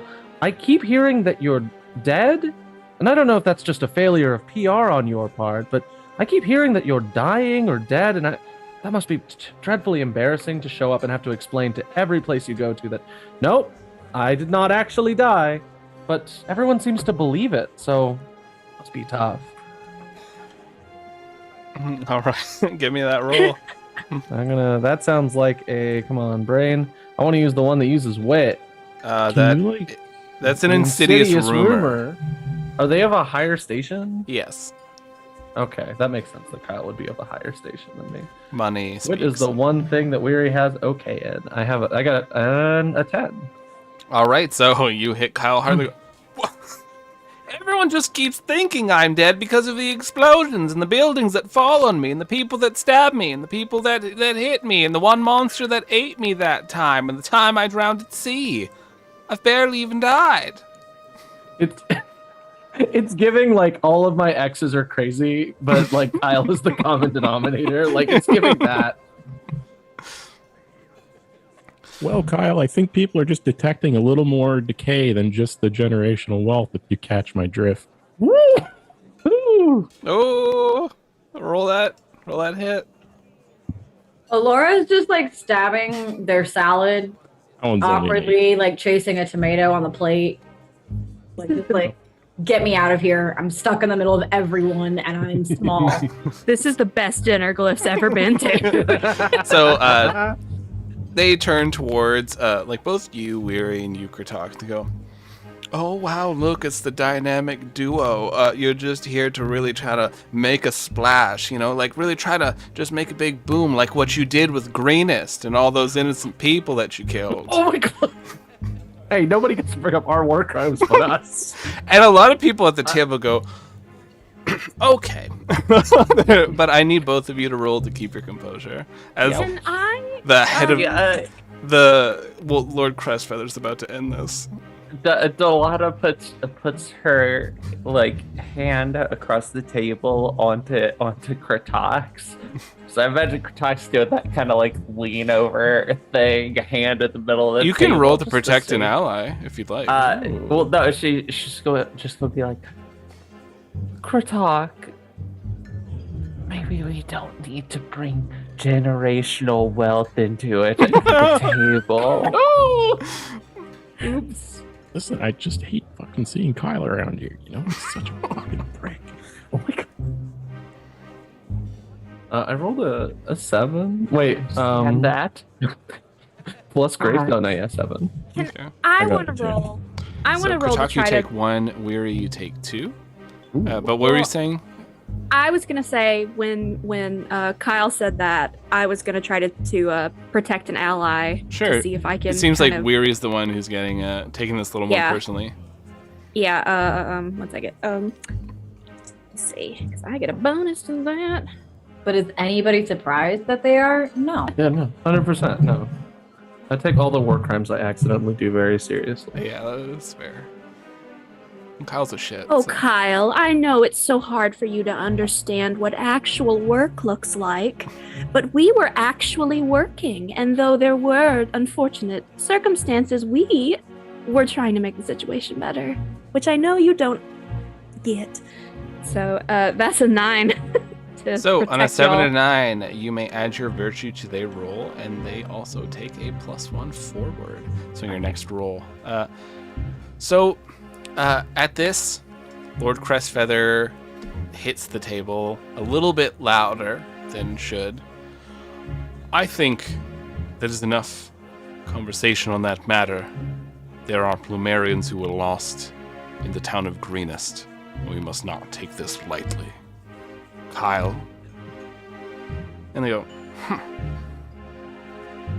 I apologize. And it's like disgust in their mouth. And they're like, there's my wine. Delata just mouths, "Thank you." And the precarious situation ends as the head of the household like kind of tries to settle their feathers, and their spouse is putting a hand on their shoulder. Yes, well, how was everyone's day? Did you enjoy your time at the Crestfeather estate? They first look. Lord Crestfeather looks to the randos. Oh, your manor is beautiful, Lord Crestfeather. I do enjoy the gardens greatly. Ah, yes, that's pride and joy of the family. My grandparents set them up, collecting plants from all over on their travels.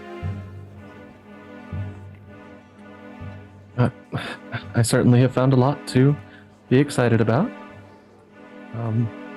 Been nice. And I very quickly glance at Drost.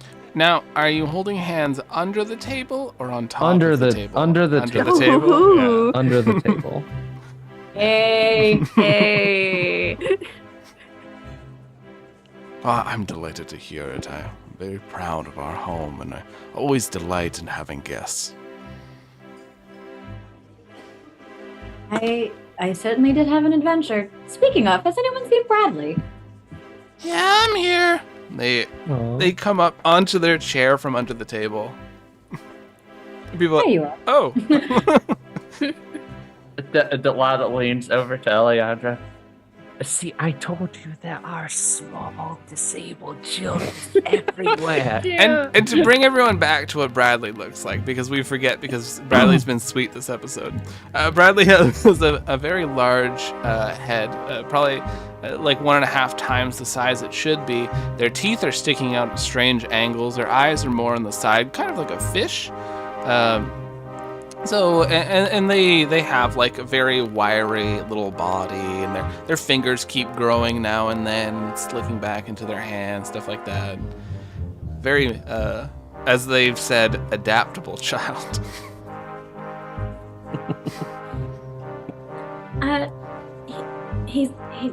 They're not disabled. They're just different, Delata. You must be nicer with your words. Hardly see how any of that is insulting. There are plenty that people could say about you, Just dearest. pointing out facts. See my previous comment, and I just go back to eating some like mealworms. Everybody knows that I'm lovely.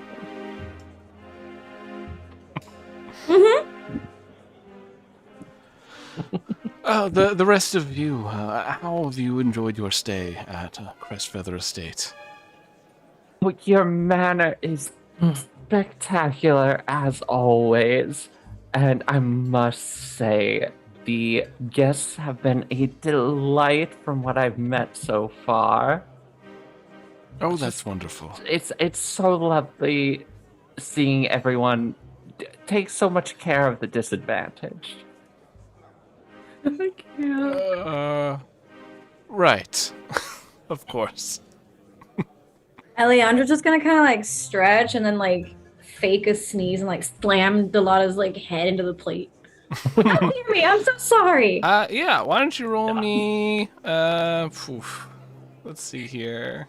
It was an accident, you know. I don't think I told staff to make sure I had enough space for 6 feet wings. I say wit if you're trying to, you know, have a little fun with the situation.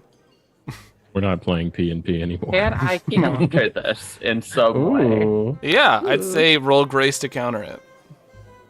Because you're trying to keep your composure while Eliandra's trying to. Being buffeted by swan wings. I got an 11 anyway, so good luck. Ooh. I also got an 11. So what happens is, Eliandra, you are like you're hitting into Delata's head with your wing and like trying to bring it down, and Delata, you managed to keep your head from hitting your plate, as was the goal, but it is a little noticed from both of you. Eliandra, you really must watch what you're doing. You could seriously harm somebody doing that. Oh yes, wouldn't want that. I am so sorry. Do forgive me. Of course, bestie.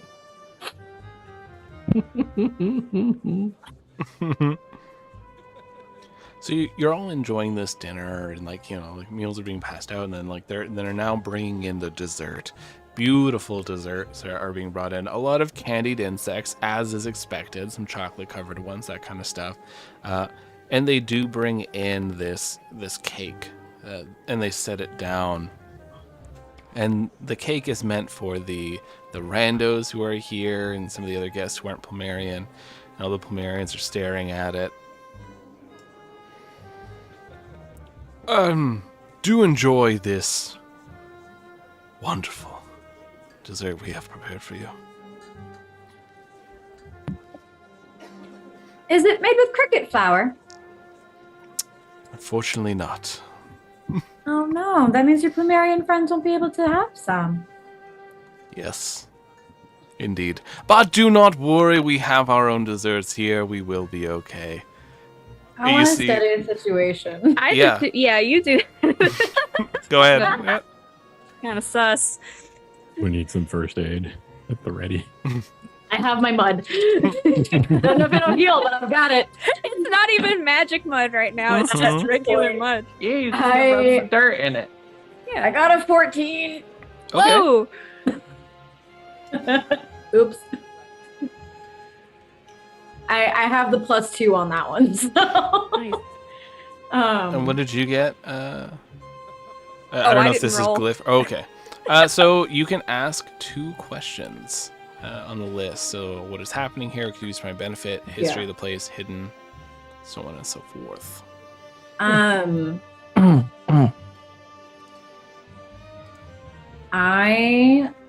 it go? There it is. Okay.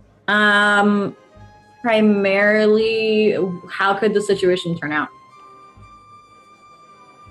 So you know the Plumerians want this. They want this a lot, but they're not allowed. It's like a bit of a societal like faux pas to eat this, like a lot of stuff that isn't made with like cricket flour, that kind of stuff. And so a lot of them are looking at it, and if you try to offer it to some, you could definitely make them look bad if you wanted, because they would go for it.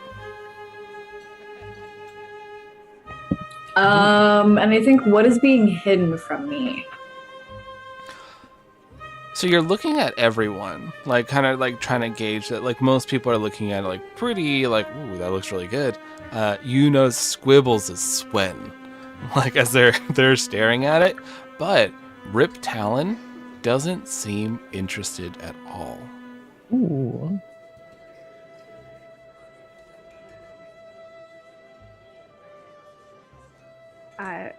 Glyph says, we so do greatly appreciate your hospitality and this culinary gift. And I'm cutting a significant slice and I'm giving it to Bradley. Wow, you can be cool sometimes. I do wish you had asked me first, but okay. It's gone. Yeah. Hinges his jaw. There's a few clicks, another row of teeth are added as they eat it. Oh, they're like a shark. Yeah. He's Child. I love him. a growing child, Laura. The little Like monster. saying that boy. a xenomorph mouth. Oh yes, man. Yeah. Smaller Bradley It's face. giving. It's giving. Oh, this is xenomorph. good. As it's coming out and it's just eating at the cake. Oh, Glyph regrets now giving Bradley cake. That is true. Um, Yeah, go ahead. I'm going to take a piece of this up to TK. She's not here, and I do know that she loves cake, so if she Oh, loves of course, yes. Well, dinner's wrapping up now, so if you'd like to take that up, that's. Of course, totally thank you. Make you love me, damn it. And as Glyph, I'm just like, oh, she did appreciate the dinner offer. She's very tired from our travels. Of course. Well, everyone knows it's a lie, but they're. Oh, yes, of course. Yeah, The 8 kegs that's of a Kilgore. that's a very common lie. Yeah, that's. I mean, we've all heard it in real life, so that's fine. So the dinner wraps up. Everyone's, saying goodnight to one another. Some stay up for some like late night drinks, that kind of stuff. As you, Alora, you are carrying up this piece of cake to TK. And you knock a few times at the door. TK, you are. What's happening right now? Where are you? Like under the covers, or what are you doing? TK has. When she first walked into her room, she walked past her mirror and stopped when she caught the reflection of that green and gold eye of hers and turned to see that it wasn't TK that she's staring at, it was Tiffany. Just staring back at her in the mirror. And she just turned and she has been staring at Tiffany in the mirror this entire time, just frozen, unmoving, until she heard that door knock. And she jumped and turned, looked at the door, and looked back, and it's just TK in the mirror. And your legs are kind of sore. You didn't realize you've been standing because dinner in fancy society is like a 3 or 4 hour ordeal. Mm-hmm. So your legs are a little jelly as you've essentially been doing the Iron Horse stand for that long. And yeah, she just. Who is it? Hey. I don't know any. You know my voice, though.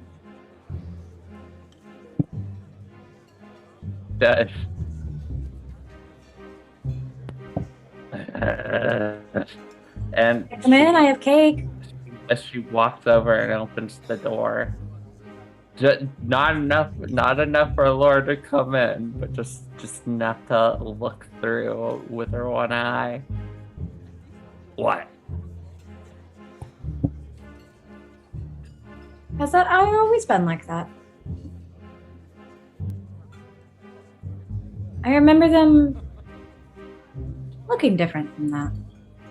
Like a different color. Yes. Oh, right, I have cake. Thanks. I She takes the cake and goes I to missed start you at closing dinner. the door. missed you at dinner. Kratoq and Weary started telling off Kyle. And I think Kyle's trying to date me, and I'm really confused. Let me settle that confusion. Don't date Kyle. Well, no shit, I'm not going to. I'm not that stupid.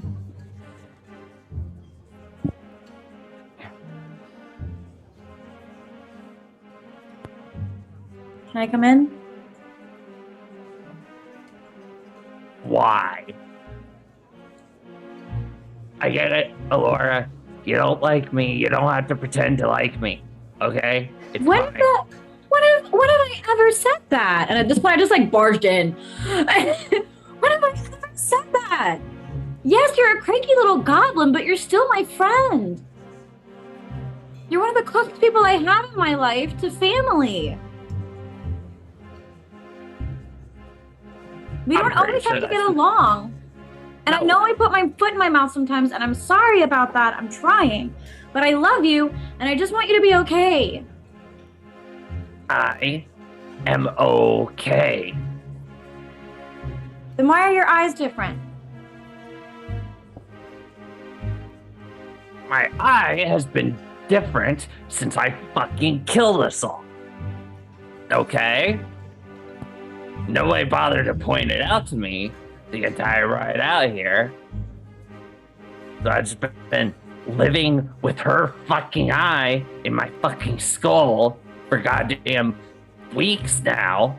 Nobody said a fucking thing to me about it, and I'm kind of pissed off about it. All right? Well, I'm sorry I never said anything. I was trying to cat herd Bradley. You know how he gets. It's not that I don't care. It's not that we don't care either. We're also wrapped up in our own shit. But TK, we can't help you if you don't talk to us. You gave me this whole shtick. This whole big thing when we were in the Warped Woods about how we care for each other.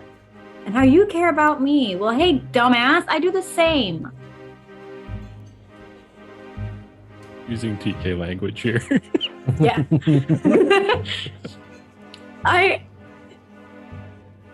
Nobody blames you for what happened. Screw you, Lucas, for the music.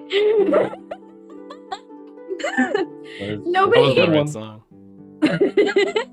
Nobody blames you for what happened. That ship blows up. It's kind of our thing. And, like, it's okay. You know by now that we cannot just hold on to our past. We have to keep moving on. And right now, we need to all be here for Kratoq and whatever bullshit this bird society is, because I fucking hate it too.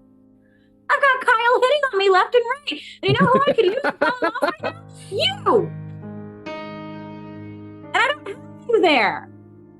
You want to talk about how I can't rely on you? You're not there right now. You're so wrapped up in your own fucking bullshit. We can't help you. My powers don't work either, and it is freaking me out. They gave us a cake. Frankly, I don't trust it. Don't eat it. I just brought it up here so I could talk to you. But we all care about you. You cannot just sit up here and sulk the entire time when Kratoq needs you, when I need you, and when, well, we already got trust at this point, but Glyph needs you too. We all need you. You are the leader of this group. You are the one that has some semblance of a brain cell. And I don't know what I'm doing. Third brain cell. Literally. And I need to have you back. And I can't do this without you. We can't do this without you. You see things that I don't. You see things that Glyph doesn't see. And Glyph has cameras for eyes.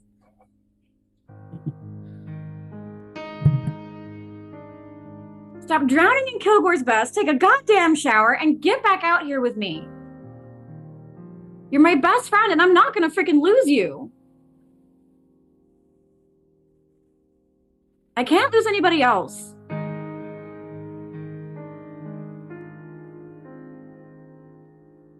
Alora? I think you should get out. Fine, whatever.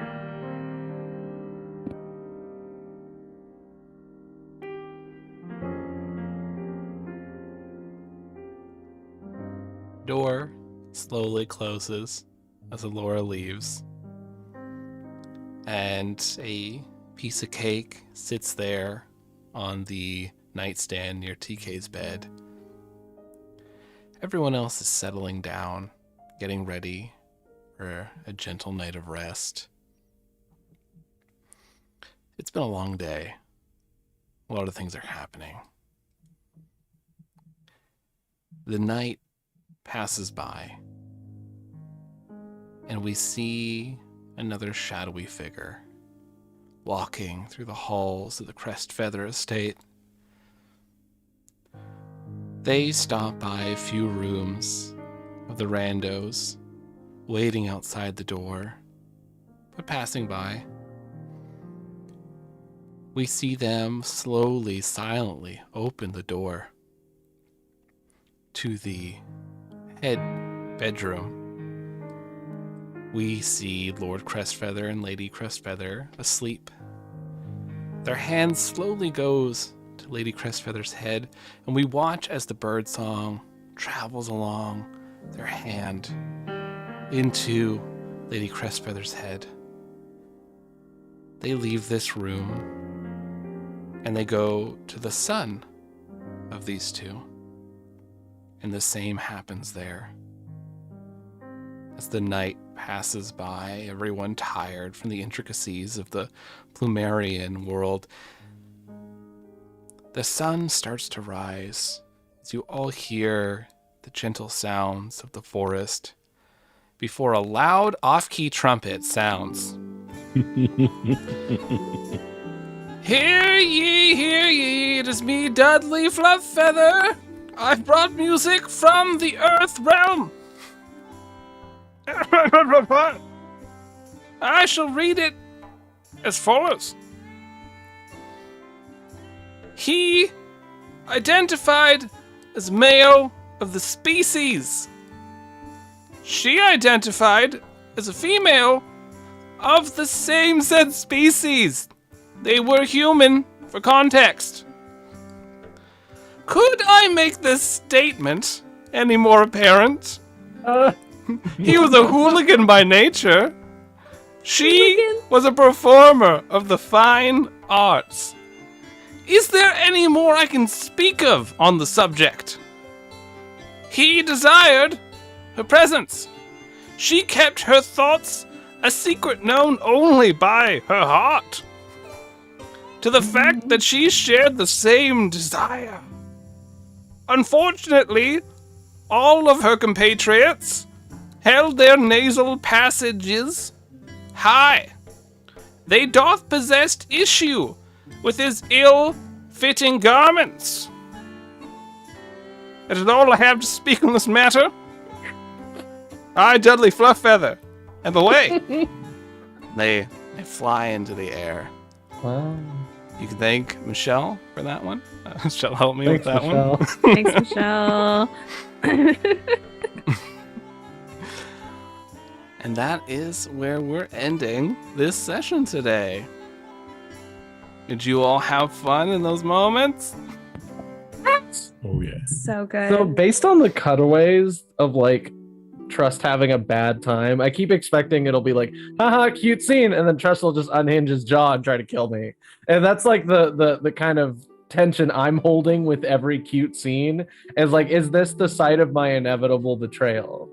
Or you look over and the Trust you're talking to, they squeeze your hand, you're both having this beautiful moment, and as you lean your head on their shoulder, they leave one last breath, as this is all the time they were given for this second shot at life, and they could tell you that they loved you, but unfortunately their body is decomposed past the point of no return, and real? Trust is gone.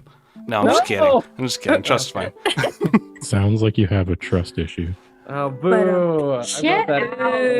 I wrote that bit into my own narrative by naming the character that I want to keep alive, Trust. That's the one story that's been great. going on a very smooth ride. Yeah, everything's fine. Like, hey, we have these issues. Let us resolve them and explain the situation to one another. I accept your explanation. Oh, wow. Setting good boundaries, all that good stuff. Yeah. Wow. Holding hands. So Fun. let us go around the table. Anything we want to promote, anything we want to talk about, share all that kind of good stuff. And so I will lead us off. I have been your Dungeon Master for the evening. The setting we have been using is Petticoats and Proposals by Sarah Williams of the Control Group podcast. And if you want to hear more Ballad of the Seven Dice goodness, we have our podcast going. It is also known as Ballad of the Seven Dice. We are nearing the end of our first campaign on there. I believe there's only 2 episodes left. Wow. So check that out as we're nearing these big conclusions, killing big baddies, all that kind of good stuff. It's been a lot of fun. Check that out. Jason also plays one of the main characters on that, Draxier Cardithian. So yeah, check it out. A lot of fun. We also have a Patreon. The funds from the Patreon help us support the show. That goes towards hosting, paying for music, things like Sirenscape, all that kind of good stuff. All goes towards supporting the show, and it is greatly appreciated. Right now, it is a pay what you want. We have like 15, 20 hours of audio on there, so check it out, and we will be adding new stuff pretty dang soon. And the podcast I am recommending you check out is Control Group. They are a wonderful podcast. They actually play through this system. They have it, I believe it's called the House of Glass or something like that. But I absolutely loved it. They just stole a bunch of music and slapped it on there, and it fits so well. And often enough they tell Disney to just go fuck themselves as they use their music. It's absolutely wonderful. Go check out the Control Group. They I think they just finished up recently a go of Thirsty Sword Lesbians, and they are doing a Teen Titan run through at the moment. So check out the Control Group pod. A lot of fun. My camera is being fucking wonky. I don't know what's going on with that. Move over to Ian. Hi, everybody. My name is Ian. You can find me on Twitter at Ian_Caliente. You can also find me in a podcast called Tempest Multi, where I play a spell-casting goth Puerto Rican guy who's a bad driver. So at least 33% or maybe 66% of what I am. You'll have to watch the show and find out. We're almost done. Our finale is going to air pretty soon. I don't remember the time specifically because time isn't real, and I've been really stressed this week. I'm also, besides Tempest Multi, going to recommend, if you happen to have legal sources of old video games lying around, legally, of course, the ROMs of those old video games, I recommend getting an app that lets you play those ROMs on your phone. If you have those legally, you can definitely download them and put them on your phone, and then you can play like old Pokemon games on your phone. That's a thing that I discovered because I got bored, and I was like, I wonder how good the ROMs are on phones now. And it turns out for $5, they're like really good. They're like really polished. I haven't had any issues. So I'm going to recommend that you download a Game Boy Advance ROM or something on your phone, and then you use your legally obtained ROMs of various Game Boy Advance games that you legally own, obviously, for archival reasons. And then you play those games and you have a good time.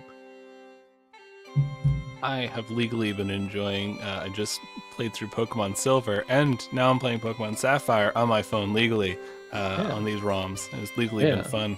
Because, it's super, super cool, legal fun. And it's $5 for the nice version of the ROM, or you can play for free to see if you like it. And then you can buy the upgrades for it for $5. And then they never charge you again or put ads in front of you. Meg. Hey, I am Meg. You can find me on Twitter at Narnia's Pants. I currently don't have a job, so I'm going to plug my Ko-fi, which is on my Twitter. Rent's coming up, so if you want to help me out. Also, my birthday's coming up, so if you want to keep a roof over my head, that'd be a great gift. You can also find me coming up very, very soon on Saturday, July 30th at 6:30 p.m. Central. I am doing a fun Feywild game where kind of by day we're sort of normal, and then by night it's Fey chaos, and it's amazing. And then on the August 1st on TTRPG, tea like the beverage, I am at at 6 p.m. Central. I am doing an all Leos Good Society game. So if you think petticoats and proposals and plumerians is chaos, you have no idea.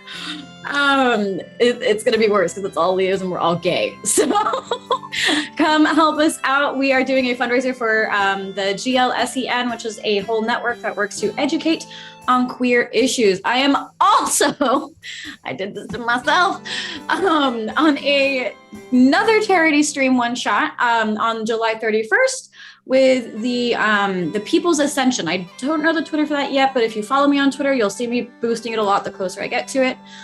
We just had our session 0. We get to play like a slasher horror movie, and our theme is that like we're all connected because we all work at the same restaurant, and it's great. So it's a very B horror slasher film kind of comedy horror movie, and I'm like I'm used to Lucas, so we'll see how this goes. So it's gonna be fun. I have a whole weekend of charities coming up, and at this point, I am a charity. Please help with my Ko-fi. Thank you.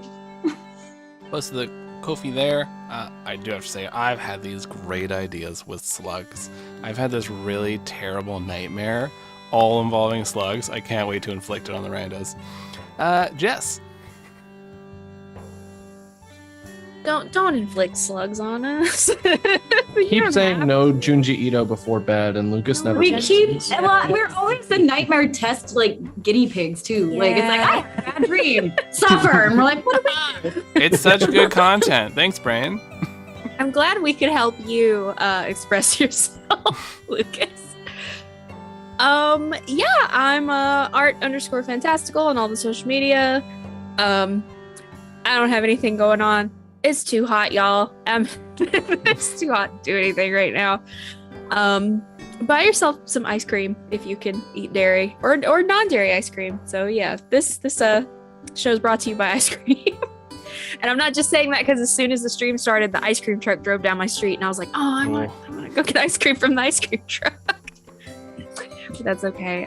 But yeah, come check us out next week for more shenanigans, and eventually we'll be going to the ball. None of us are ready, so it's gonna be exciting. And Eve. Hello. You can find me over at Lawless Vic. That is lawless as in anarchy and Vic as in victory. Currently my username on there is criminal, because unlike all these lawful individuals around here playing their lawful video games, I am a criminal.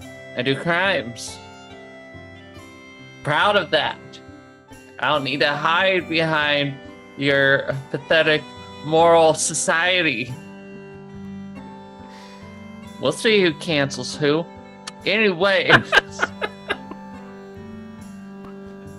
Aside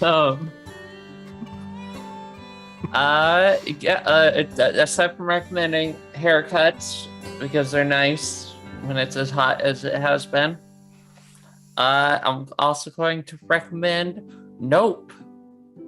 Very, very good alien movie.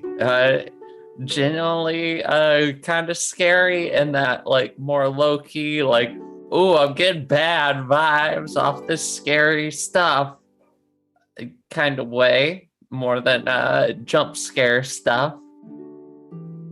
Really recommend it. Did not expect it to go in the direction it did. But once you realize what's going on with the Gordy stuff, it all kind of makes sense.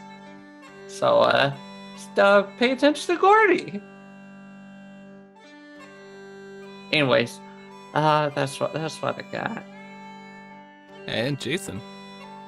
Hey, it's me. I hope the only canceling going on are like orphan tasks on your computer. So, anyways, go to the gym, do some cardio stuff, lift some heavy things, put them back down. It's good for you.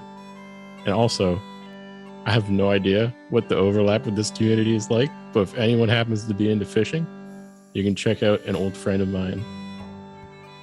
Did I not copy the link properly? God damn it, give me a minute.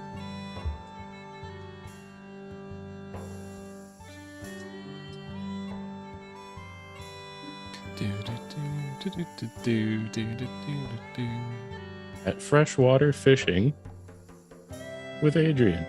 Oh. He goes around to a bunch of different lakes in Manitoba and does some fishing content. Sounds Yeah. very nice, actually. Yeah. I used to go fishing with my dad. Thank you all for joining us for this Plumerian evening. Join us tomorrow. Or not tomorrow, Tuesday. I'm tired. Let me sleep. I'll be here on Tuesday. Join us on Tuesday where we will bring more chaos as the plans slowly come into fruition. All right, everyone. Thank you for dropping on by. Let's see who we can raid on this raid Hey. table. It's Valor Studios. Chaotic Wonderful's playing. Chaotic Wonderful. I'll go for the first one. Who's Chaotic Wonderful? They're cool. Is there any caps? I don't know. Oh wait, yeah, it's the capital C, capital W. Okay, because Twitch is weird. I brought us to a closed channel one time because I didn't put caps in. All right, here we go. Off on a raid. Thank you all for stopping by. We will be back tomorrow. It has been an absolutely lovely time. Until next time, everyone. Goodbye. Bye. Goodbye. Goodbye.